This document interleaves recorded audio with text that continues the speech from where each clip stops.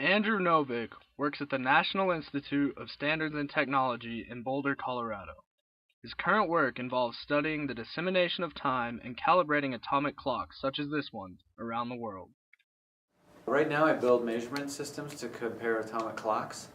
So like we have like some of the best clocks in the world here at NIST, and one of my jobs is to calibrate or measure those clocks. We do a lot of remote calibrations all around the world comparing atomic clocks, so it's a pretty neat science. But I also work on web pages and dissemination of time through other means.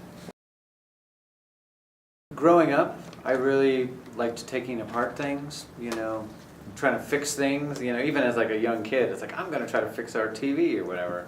But I think, that was kind of more how I got interested in engineering. And so, science versus engineering, I think it was just kind of a,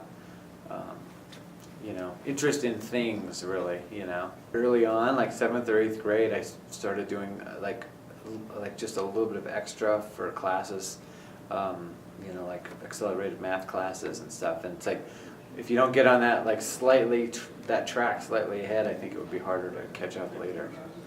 NIST is the institution that defines all base measurements for the United States and normalizes everything from time to distances and everything in between. Andrew first started working at NIST when he was an undergraduate at the University of Colorado.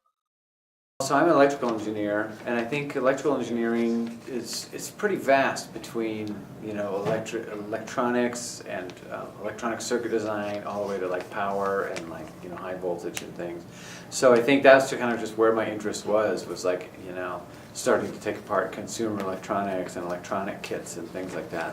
A major aspect of Andrew's career is writing professionally. He believes that students in the sciences need a very general and broad writing background because their future careers will demand many types of writing. I write technical papers. Sometimes I write manuals or instruction type sheets for things. I send this equipment all around to different countries, and it really has to work, when it gets there. So I try to be really explicit in, how to get things to work. If someone is not, if there's no one there to teach somebody. So.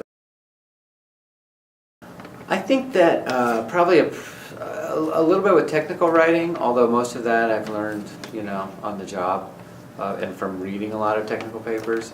I think for science and engineers, probably just a general writing background of, I've written articles for magazines and things too outside of my professional career, so I've had a little bit of experience with that. But I think just general writing and even just, doing interviews all the way to like manuals and technical writing. I think just a general, all around type writing background would be useful.